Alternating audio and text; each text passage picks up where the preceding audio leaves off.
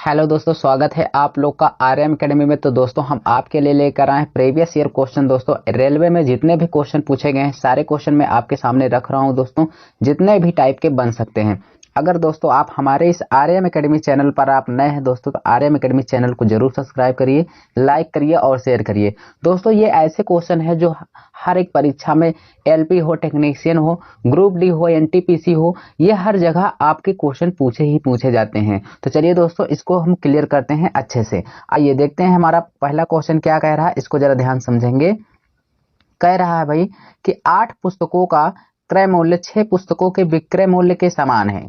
अब यहाँ पे कहा कि 8 पुस्तकों का जो क्रय मूल्य है वो 6 पुस्तकों के विक्रय मूल्य के समान है, तो लाभ का प्रतिशत क्या होगा।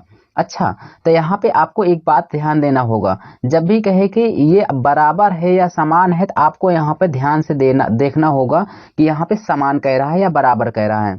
तो इसको दोस्तों हम लोग लगाएंगे कैसे, जनरली इसको आपको समझना है, ठीक है। तो चलिए इसको लगाना कैसे है आप यहाँ पे देखेंगे। तो यहाँ पे कह रहा 8 पुस्तकों का क्रय मूल्य, क्रय मूल्य का मतलब होता है सीपी। तो यहाँ पे आप कहेंगे 8 सीपी हो जाएगा। क्या होगा भाई, 8 सीपी हो गया, ठीक। अब फिर कहा कि 6 पुस्तकों का विक्रय मूल्य, तो 6 पुस्तकों का क्या हो जाएगा, एसपी। एसपी का मतलब विक्रय मूल्य हो गया। तो आप ध्यान से देखिए, इसको कट कर देंगे, 2 चौके 8 हो जाएगा और 2 तिहाई 6 हो जाएगा। इसका मतलब सीपी का मान कितना आ गया दोस्तों, 3 आ गया। इसको ये सब जब समान है तो इसको आप कन्वर्ट करेंगे तो यहाँ पे क्या हो जाएगा, सीपी बटे क्या हो जाएगा, एसपी। तो यहाँ पे हो जाएगा 3/4। कितना होगा भाई, 3/4। अर्थात ये 3 का खरीदा था दोस्तों और 4 का बेच दिया, तो कितने का प्रॉफिट हो रहा है, 1 का। तो अंतर जो दोस्तों होता है, जो प्रॉफिट होगा या लॉस होगा, उसको हमेशा सीपी पे लेंगे। तो 1 बटे किस पे लेंगे, 3 पे। तो यहाँ पे जब दोस्तों 1/3 को जब हम सॉल्व करेंगे दोस्तों, गुणा करेंगे 100 का, तो परसेंटेज में लाने के लिए, तो ये हो जाएगा 33 सही 1/3%। तो यहाँ पे हमारा आंसर कौन सा होगा, डी ऑप्शन हमारा करेक्ट हो जाएगा। समझ में आया दोस्तों। यहाँ पे आपको ऐसे क्वेश्चन जब भी दिखे आपको थोड़ा भी दिक्कत नहीं लेना है। चलिए दोस्तों नेक्स्ट क्वेश्चन देखते हैं, उसको भी हम लोग क्लियर करते हैं। अगला क्वेश्चन क्या है, ये है स्क्रीन पर देखिए।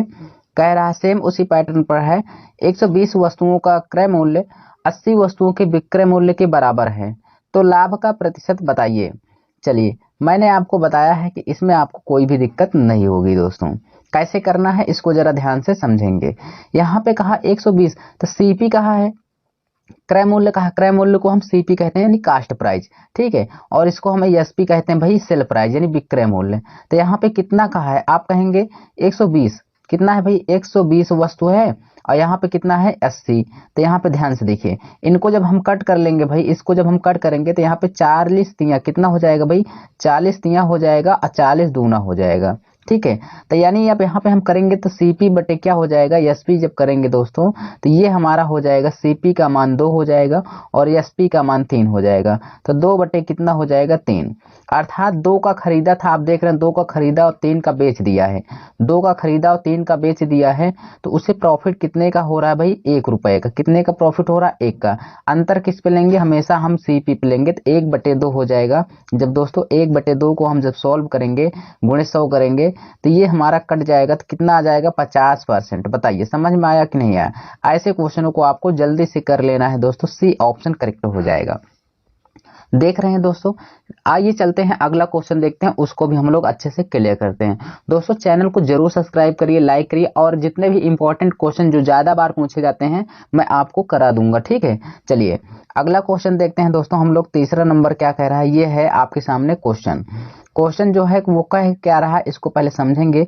यदि 15 गुड़िया का मूल्य, ठीक है, 15 गुड़ियों का मूल्य जो है दोस्तों 35 रुपए है, तो 39 गुड़ियों का मूल्य क्या होगा। ऐसे क्वेश्चन आ जाते हैं दोस्तों, ठीक है। तो आपको दिक्कत नहीं लेना है, कैसे करेंगे इसको ध्यान से देखिए। जब भी ऐसा क्वेश्चन दे तो आपको हमेशा एक गुड़िया का मूल्य निकालना है। तो देखिए 15 गुड़िया का जो मूल्य है दोस्तों, 15 गुड़िया का मूल्य है 35 रुपए।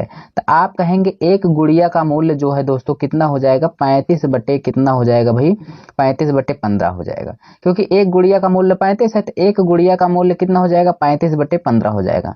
लेकिन हमें दोस्तों, लेकिन हमें निकालना कितने गुड़िया का, हमें तो 39 गुड़िया का।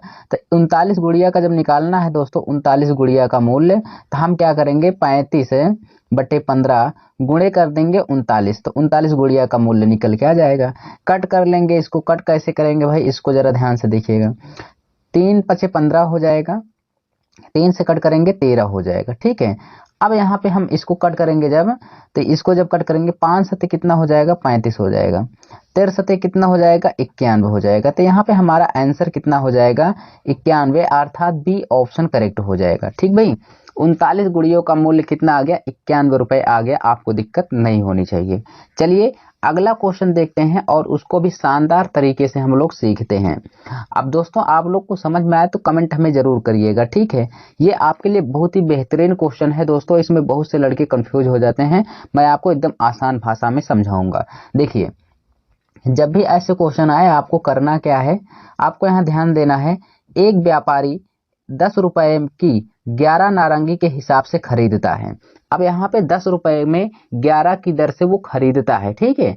और अब कहा और 11 रुपए में 10 नारंगी के भाव से बेचता है, तो मुनाफे का प्रतिशत क्या होगा। ऐसा कहा है कि उसे लाभ का प्रतिशत क्या होगा। जब भी क्वेश्चन ऐसा बन जाए ना, तो आपको समझ लेना कि आपसे आसान कोई लगा नहीं सकता है, ठीक है।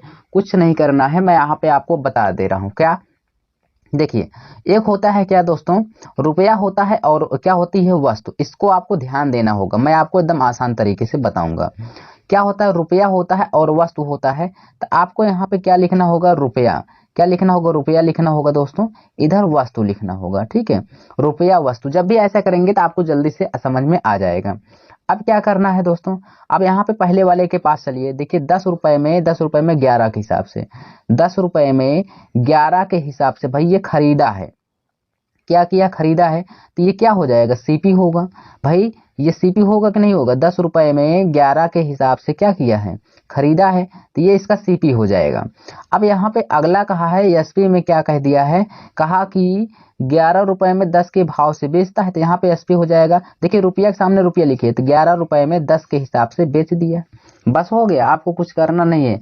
आप करना क्या है दोस्तों, ये देखिए इधर रुपया है, इधर क्या है, वस्तु है, और यहाँ पे सीपी, सीपी कितने 10 रुपए में 11 वस्तु खरीदा और 11 रुपए में 10 वस्तुओं को बेच दिया, तो यहाँ पे एसपी हो गया। इधर ये सीपी भी हो गया, ये एसपी हो गया।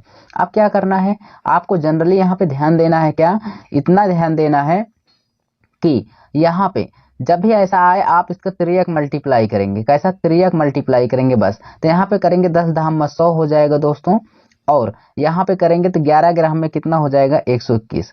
यानी आप देख पा रहे हैं कि यानी ये सीपी है, तो 100 रुपए की चीज 121 रुपए में बेच दिया, क्योंकि ये सीपी है और ये एसपी है। तो यहाँ पे देखिए 100 रुपए खरीदा 121 में बेच दिया, तो कितने का लाभ हुआ दोस्तों, 21 का लाभ हुआ। तो 21 का लाभ हुआ, हमेशा किस पे अंतर लेंगे, हम सीपी पे लेंगे दोस्तों।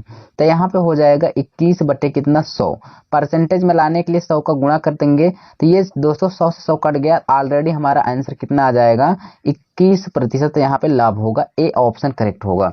बोलिए दोस्तों समझ में आया कि नहीं आया। देखिए दोस्तों ये पेपर में कितनी ज्यादा बार पूछा है ये क्वेश्चन। देखिए 2001 में पूछा है, 2006 में, 2006 में, 2005 में, यानी ऐसी बात नहीं है कि पहले पूछा था अब नहीं पूछेगा। क्वेश्चन अब भी ऐसे बनते हैं दोस्तों, CHSL MTS कोई भी परीक्षा हो सब जगह ये क्वेश्चन बनते ही बनते हैं, ठीक है। आपको लगाना कैसे मैंने आपको बताया, यहाँ पे जरूर समझ में आया होगा।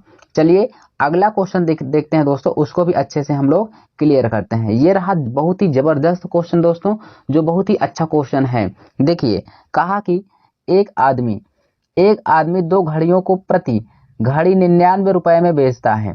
अब यहाँ पे कुछ दोस्तों यहाँ पे लगाते हैं कुछ बच्चे, तो क्या करते हैं कि जैसे 2 घड़ी हैं तो प्रति 2 घड़ी, तो एक घड़ी का 99 मानते हैं, तो 2 घड़ी का है तो 99 दूना कितना मान लेंगे 188 मान लेते हैं, यानी 158 मान लेते हैं, ठीक है। पर ऐसा नहीं मानना है दोस्तों, आपको लगाना कैसे है, जब भी यहाँ पे ध्यान से देखिएगा, कहा कि एक घड़ी यानी पहली एक घड़ी पर उसको 10% का लाभ होता है और दूसरी घड़ी पर 10% का हानि होता है, तो उसको कितने प्रतिशत की लाभ या हानि हुई। मैं आपको बता दूं, रुपया कितना भी दिया हो, पैसा रुपया पर आपको अगर परसेंटेज पूछे, प्रतिशत पूछे, तो आपसे रुपया से कोई मतलब नहीं है, कोई भी मतलब नहीं है। आपको सिर्फ प्रतिशत पे ध्यान देना है। कैसे करेंगे इसको जरा ध्यान से देखिएगा। जब भी ऐसा क्वेश्चन आए, यहाँ पे देखिए पहले आपको कहा 10%, 10% का लाभ, तो यहाँ पे आप बताइए 10% का फ्रैक्शन कितना होता है दोस्तों, 1/10 होता है। लाभ हो रहा है तो जोड़ दीजिए, 10 से कितना हो जाएगा 11।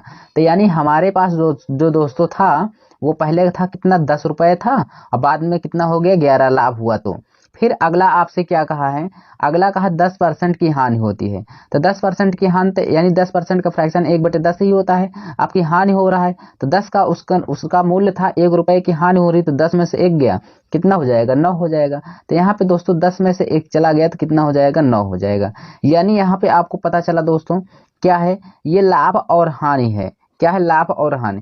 तो यहाँ पे देखेंगे 10 धामा कितना होता है, 10 धामा ऑलरेडी यहाँ पे आपका कितना हो जाएगा भाई 100 हो जाएगा, और 1199।